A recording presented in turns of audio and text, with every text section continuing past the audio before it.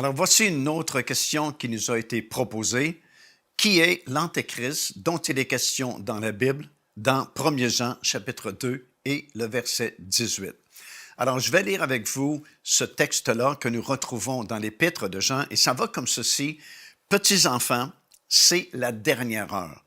Et comme vous avez appris qu'un Antéchrist vient, il y a maintenant plusieurs Antéchrists. » Si nous continuons la lecture dans le 4e chapitre et au 3e verset, nous lisons ceci. « Tout esprit qui ne confesse pas Jésus n'est pas de Dieu. C'est celui de l'Antéchrist dont vous avez appris la venue et qui est maintenant déjà dans le monde. » Alors ici, dans ces deux passages-là de l'Écriture, nous parlons de l'esprit de l'Antéchrist et la personne de l'Antéchrist. Ce que Jean nous enseigne, c'est que tout esprit ou toute personne qui ne confesse pas Jésus, bien, c'est l'esprit de l'Antéchrist, parce que lorsque celui-ci va venir à la fin des temps dans notre monde, il va renier l'existence de Jésus-Christ comme étant le Fils de Dieu. Alors, on parle des deux, on parle de la pensée ou l'esprit de l'Antéchrist et l'Antéchrist lui-même, la personne. Et selon la Bible, elle annonce qu'à la fin des temps, il y a un homme qui va émerger, dont la Bible appelle justement l'Antéchrist, et il va venir avec un deuxième personnage que la Bible appelle le faux prophète, et ensemble, ils vont établir une espèce de contrôle mondial au point de vue politique, au point de vue religieux et au point de vue économique. Ensemble, ils vont établir une espèce de système par lequel vous ne pourrez ni acheter, ni vendre ou faire du commerce sans être identifié à ce système-là qui sera établi à cette époque-là. Alors, la Bible est claire là-dessus. Il y a une personne, un personnage, un individu qui va prendre le contrôle du monde dans les derniers jours. Et on peut l'appeler l'Antéchrist ou on peut l'appeler le gouvernement mondial. Mais ces choses-là ont été prophétisées dans la parole de Dieu et elles sont sur le point de s'accomplir puisque nous savons par les nombreux signes qui nous ont été donnés dans la parole du Seigneur que nous sommes rendus à la fin. Nous sommes la génération de la fin.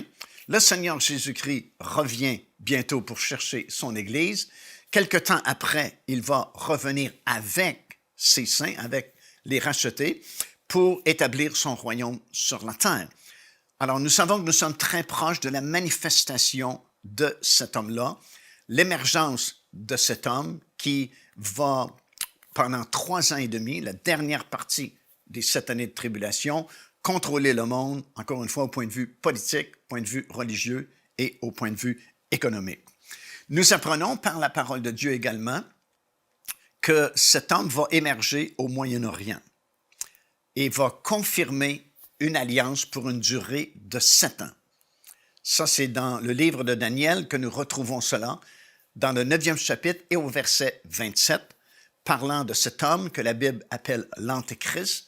Ça dit qu'il va confirmer une alliance. Dans nos versions françaises de la Bible, il est écrit « Il fera une solide alliance ». Mais dans le texte original, il est plutôt écrit « Il confirmera une alliance ». Bien sûr, il y a une grande différence entre « il fera une alliance » et « il confirmera une alliance », parce que bien sûr, pour confirmer une alliance, il faut que déjà il y ait une alliance ou des alliances qui aient été proposées. Et c'est ce qu'il fera, il va confirmer une alliance entre Israël et plusieurs pays alentours d'Israël pour une durée de 7 ans, garantissant la paix et la sécurité au Moyen-Orient. Mais comme nous le savons par la parole de Dieu, loin d'être un temps de paix et de sécurité, ce seront 7 années d'intenses tribulations pour la planète entière et qui vont nous conduire justement au retour physique, littéral du Seigneur Jésus-Christ, alors que ses pieds se poseront sur le sommet de la montagne des Oliviers à la toute fin et il établira son royaume sur cette terre. Pourquoi est-ce que cet homme soudainement sera capable de confirmer une alliance au Moyen-Orient alors que jusqu'à présent, ça n'a pas été possible malgré tous les efforts des présidents américains, malgré tout l'argent qui a été investi au Moyen-Orient pour tenter de négocier une paix entre Palestiniens et Israéliens et le monde arabe qui fait frontière autour du pays d'Israël, jamais on n'a réussi à avoir une entente de paix entre ces nations-là. Alors, pourquoi soudainement cet homme va réussir à confirmer une alliance garantissant la paix et la sécurité au Moyen-Orient? Bien, ce que nous voyons dans les Écritures, c'est vraiment que ce ne sera pas une alliance souhaitée qui sera signée à ce moment-là, mais c'est qu'on n'aura pas le choix de faire une entente, de créer une paix, de créer une sécurité à la suite d'une catastrophe vraiment qui va arriver au Moyen-Orient et on n'aura pas le choix pour éviter un chaos encore plus grand de faire une entente, de signer quelque chose pour que ça ne dégénère pas davantage. Ce que nous réalisons, c'est que actuellement au Moyen-Orient, il y a évidemment beaucoup de pression, plus de pression aujourd'hui que jamais il n'en a eu auparavant. Et selon la parole de Dieu, tous les autres signes concernant Israël sont déjà accomplis. Puisque, bien sûr, Israël a été recréé en 1948, la vieille ville de Jérusalem a été libérée en 1967, les prophéties concernant les déserts qui devaient refleurir sont accomplies, les déserts sont vraiment refleuris en Israël, les prophéties qui nous disaient que les villes seraient reconstruites, c'est accompli aussi. On a vraiment des institutions comme l'Institut du Temple qui ont fabriqué tous les vases, tous les ustensiles, même les vêtements sacerdotaux en prévision d'un troisième temple qui doit être construit sur l'esplanade du Temple à Jérusalem. Alors, tous ces signes-là sont accomplis.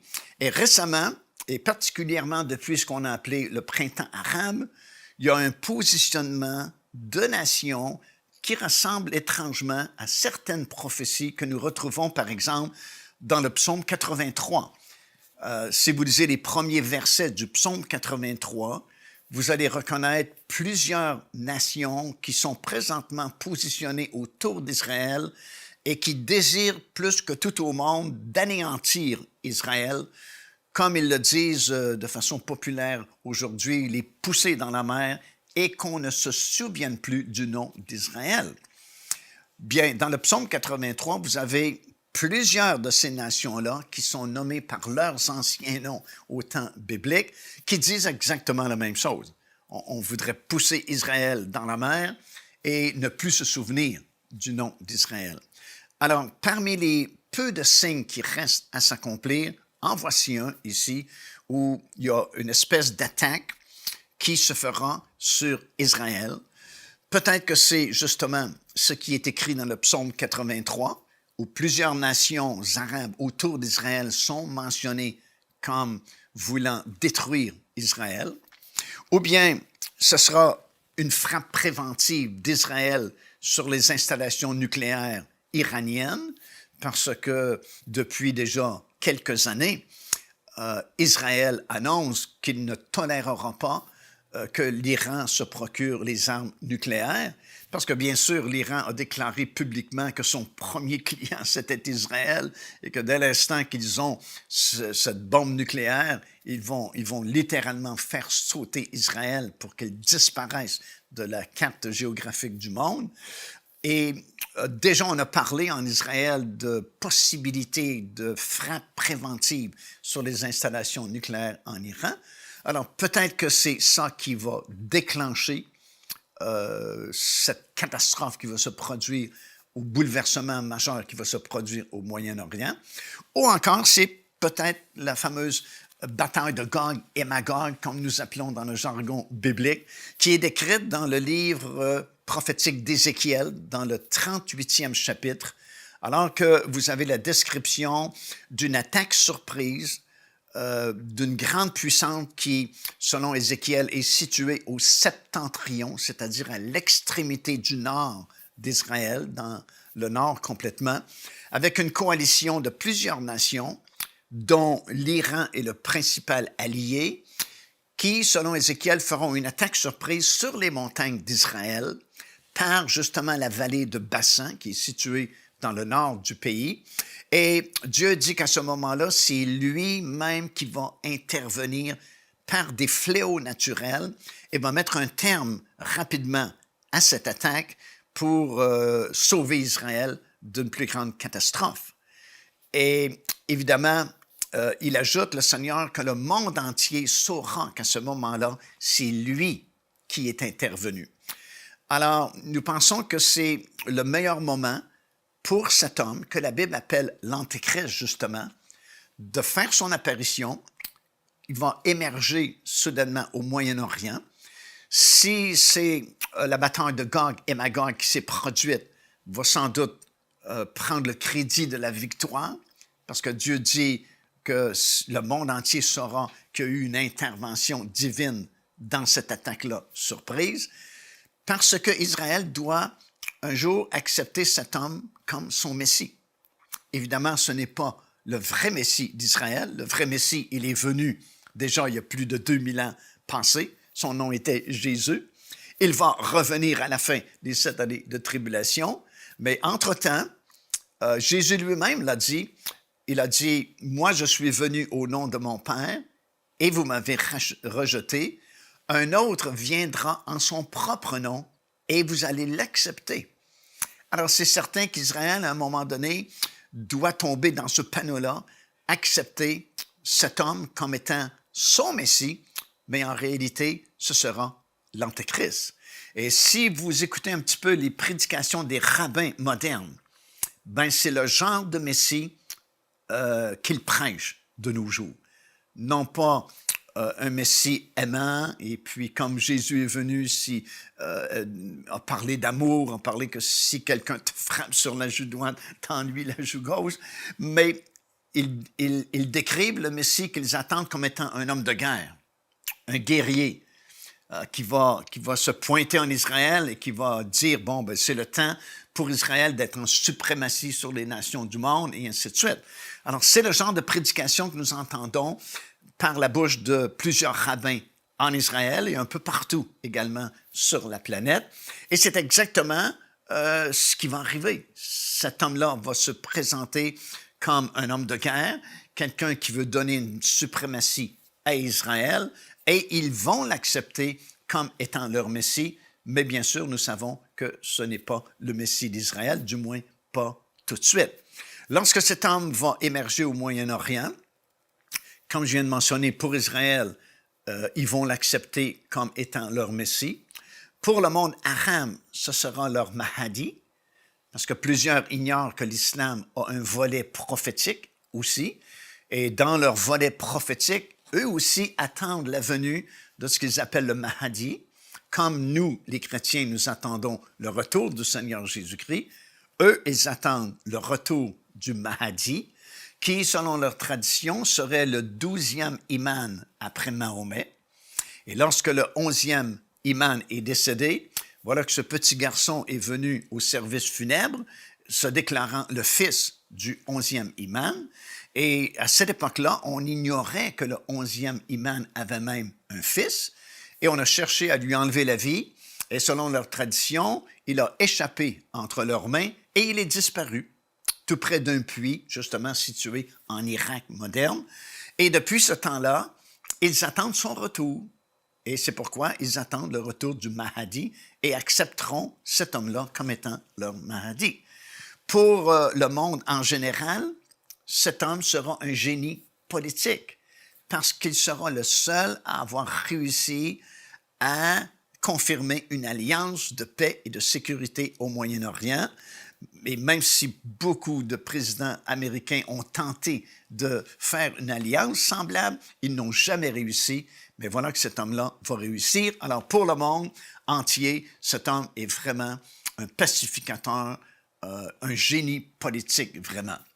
Mais pour l'Église du Seigneur Jésus-Christ, ceux qui sont au courant des prophéties de la parole de Dieu, nous saurons que cet homme, c'est l'Antéchrist, justement, qui a été prophétisé dans les Écritures. Au moment où il va faire son apparition, il va avoir cette confirmation-là d'une alliance pour une durée de 7 ans. Ça, nous lisons ça dans Daniel chapitre 9 et le verset 27. Faire une alliance pour une semaine. Et nous savons que c'est une semaine prophétique qui équivaut à 7 années, qui sont en fait les 7 années de tribulation qui sont également annoncées dans la parole du Seigneur. L'ordre de reconstruction d'un temple sera donné à ce moment-là aussi sur l'esplanade du temple à Jérusalem. Et toujours selon la tradition orale de l'islam, l'imam, ce Mahdi, lorsqu'il viendra, va révéler des choses secrètes qui n'ont jamais été révélées, va même indiquer au peuple juif où se trouve l'Arche de l'Alliance, parce que bien sûr, encore aujourd'hui, on n'a pas retrouvé l'Arche de l'Alliance qui est disparue il y a de nombreuses années passées. Et puis, certains pensent qu'elle a été entreposée en Éthiopie dans l'église Sainte Mary's de Sion. D'autres disent qu'ils l'ont vue sur l'île Éléphantine en Égypte. D'autres encore disent qu'elle a été enfouie au pied du mont Nebo qui se trouve en Jordanie. D'autres encore, et surtout les gens de l'Institut du Temple, sont persuadés que l'Arche de l'Alliance est sous l'esplanade du Temple, au fond d'un des nombreux tunnels qui se trouvent sous l'esplanade du Temple à Jérusalem, et que lorsque le moment sera venu où ils pourront construire ce troisième temple, bien, on pourra récupérer l'Arche de l'Alliance sous l'esplanade du temple et la transporter dans le lieu très saint de ce troisième temple qui bientôt sera construit sur l'esplanade du temple. Mais selon la tradition orale de l'islam, le Mahdi pourra indiquer l'endroit précis où se trouve l'Arche de l'Alliance, ce qui, selon eux, va provoquer justement la construction d'un troisième temple sur l'esplanade du temple à Jérusalem. Remarquez, il y a vraiment une fascination pour le temple. Il y a une fascination déjà dans les sociétés secrètes pour le temple de Salomon. Et l'Antéchrist lui-même a comme une fascination pour le temple. Et c'est compréhensible jusqu'à un certain point parce que cet homme, selon la Bible, va faire son apparition par la puissance des ténèbres avec beaucoup de séduction. Et même au milieu des 7 années de tribulation, lorsqu'il va réussir à devenir cet homme, le gouvernement mondial, Satan qui est précipité sur la terre à ce moment-là va lui remettre son trône, son autorité et une grande puissance, comme c'est écrit dans le livre de l'Apocalypse, le 13e chapitre. Et il va même s'asseoir dans le temple, dans le lieu très saint du temple, se proclamant lui-même Dieu, selon les enseignements de l'apôtre Paul. Et la raison principale pour laquelle il y a cette fascination pour le temple, c'est qu'étant dirigé et inspiré par Satan lui-même, ben c'est comme si par l'entremise de cet homme-là, que la Bible appelle l'Antéchrist, Satan va pouvoir réaliser son vieux rêve d'élever son trône jusqu'à la montagne de Dieu. C'est ce qui lui a coûté sa première chute, vraiment, après le jardin, après plutôt qu'il a été expulsé hors de la présence de Dieu dans le ciel, a été précipité en bas de la montagne de Dieu et plus tard a tenté nos premiers parents dans le jardin d'Éden. Mais auparavant, nous lisons dans le livre du prophète Ésaïe qu'il a voulu élever son trône au-dessus des étoiles et monter sur la montagne de Dieu. Et bien sûr, il en a été précipité. Mais au travers de cet homme que la Bible appelle l'Antéchrist, il va pouvoir réaliser son vieux rêve parce qu'il va monter vraiment sur la montagne de Dieu, sur l'esplanade du temple à Jérusalem, et l'Antéchrist lui-même va s'auto-proclamer Dieu. Et tout comme Satan voulait faire il y a des milliers d'années passées, demander à ce que les anges l'adorent, bien le faux prophète qui va accompagner l'Antéchrist va demander aux gens d'adorer justement cet homme-là qui s'auto-proclame Dieu. Alors voilà pourquoi il y a cette fascination avec le temple, la montagne de Dieu et ainsi de suite. Alors il va confirmer cette alliance, l'ordre de reconstruction du temple sera donné pour construire un troisième temple à Jérusalem. Nous savons déjà que tout est prêt, tout a été fabriqué.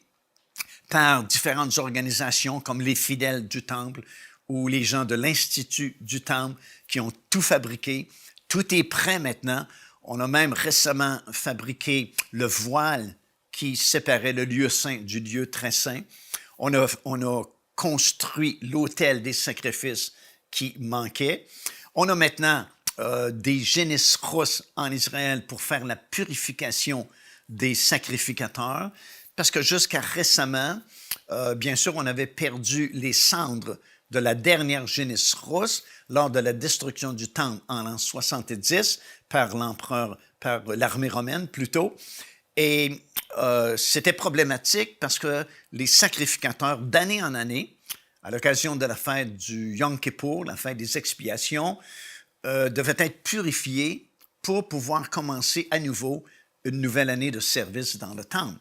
Et ce qu'on faisait, c'est qu'on prenait les cendres de la dernière génisse rousse qui avait été offerte en sacrifice et on saupoudrait ces cendres-là dans de l'eau qui venait de la piscine de Siloué ou du réservoir de Siloué. Et symboliquement, les sacrificateurs étaient purifiés et pouvaient commencer une nouvelle année de service dans le temple.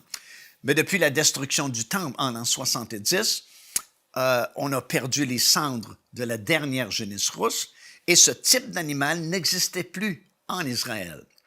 Il y a quelques années passées, dans un kibbutz ultra-religieux dans le nord d'Israël, est née une première petite génisse rousse qui, quelque temps après, a été disqualifiée parce que certains poils blancs étaient apparus sur son corps et selon les instructions de la parole de Dieu, son corps doit être d'un roux uniforme. Mais depuis ce temps, on sait comment faire le croisement de certains animaux pour produire ce type d'animal-là, la génisse rousse. Et actuellement, en Israël, on en a plusieurs qui sont nés et qui seraient prêtes à être offertes en sacrifice pour la purification des prêtres. Alors, tout ça va se produire tout de suite après la confirmation de cette alliance, va tenter de prendre le contrôle mondial, mais en sera incapable jusqu'au milieu de ces 7 années de tribulation. Et finalement, 3 ans et demi après la confirmation de cette alliance, la journée est finalement arrivée de l'inauguration de cet homme-là comme gouvernement mondial, accompagné du faux prophète qui, à ce moment-là, aura fusionné toutes les religions du monde dans une seule religion que la Bible va appeler la Babylone mystique ou mystérieuse, révélée dans le livre de l'Apocalypse, le chapitre 17. Et accompagné du faux prophète, il y aura une grande cérémonie d'inauguration de cet homme-là à titre de gouvernement mondial, mais quelqu'un dans la foule va prendre une épée et va tuer cet homme, qui va tomber et il va revenir tout de suite à la vie. Et la Bible dit que les gens étaient dans l'admiration et la stupéfaction de constater que cet homme était vraiment mort, mais il est revenu à la vie. Et à partir de ce moment-là, il devient une personne hybride, c'est-à-dire qu'elle n'est plus une personne tout à fait normale, puisqu'il y a une partie humaine et une partie surnaturelle en elle. Et dans le livre de l'Apocalypse, dans le chapitre 17, on nous explique que lorsque cet homme est tué, il va descendre dans l'abîme, comme tous les morts, mais il remonte de l'abîme, comme il est écrit dans le chapitre 17. Et ça devient une personne hybride à partir de ce moment-là. Et le faux prophète va saisir cette opportunité et faire une image de cet homme qui a la blessure mortelle et qui pourtant vit quand même, va demander aux habitants de la terre de se faire eux-mêmes une image de cet homme qui a la blessure mortelle et qui vit quand même, et va demander l'adoration des habitants de la terre, qu'ils adorent cet homme-là et le reconnaissent comme Dieu. Et c'est à ce moment-là que cet homme, que la Bible appelle l'Antéchrist, va s'asseoir dans le lieu très saint du temple qui aura été reconstruit à Jérusalem et va s'auto-proclamer Dieu. Et l'imposition de la marque de la bête, avec son identification 666, sera mise en force à ce moment-là. Le faux prophète va imposer la marque de ce gouvernement-là et ça va devenir comme un système totalitaire, si bien que la Bible nous dit que si quelqu'un veut acheter, vendre, faire du commerce, brasser des affaires, ben, il doit y avoir la marque de la bête et l'identification à ce gouvernement-là. Bien sûr, ce n'est plus juste une question commerciale ou une question financière, mais tous ceux et celles qui prendront la marque de la bête ben, reconnaissent cet homme comme un Dieu. Et c'est comme si le vieux mensonge de Satan devenait une vérité. Vous vous souvenez dans le jardin d'Éden ce que Satan avait dit à nos premiers parents? Même si vous mangez de ce fruit-là qui a été défendu par Dieu, vous ne mourrez pas. Ève avait dit au serpent, le jour où nous allons en manger, nous allons mourir. Mais Satan a répondu, vous ne mourrez pas.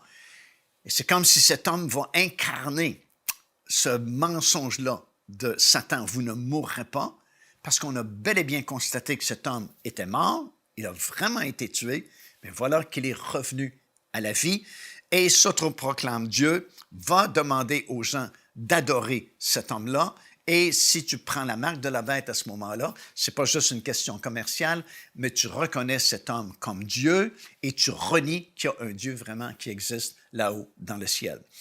Durant ces dernières 3 années et demie, ce sont les années les plus intenses au niveau de jugement, mais à la fin, le Seigneur Jésus-Christ va revenir avec tous ses rachetés et descend sur le sommet de la montagne des Oliviers.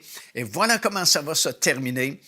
La Bible nous dit dans l'épître de Paul aux Thessaloniciens que le Seigneur Jésus-Christ va détruire cet homme-là, qui était l'homme le plus puissant de la planète pendant ces 3 années et demie-là, dernière portion des 7 années de tribulation, par l'éclat de son avènement et par le souffle qui va sortir de sa bouche. Oh, gloire à Dieu!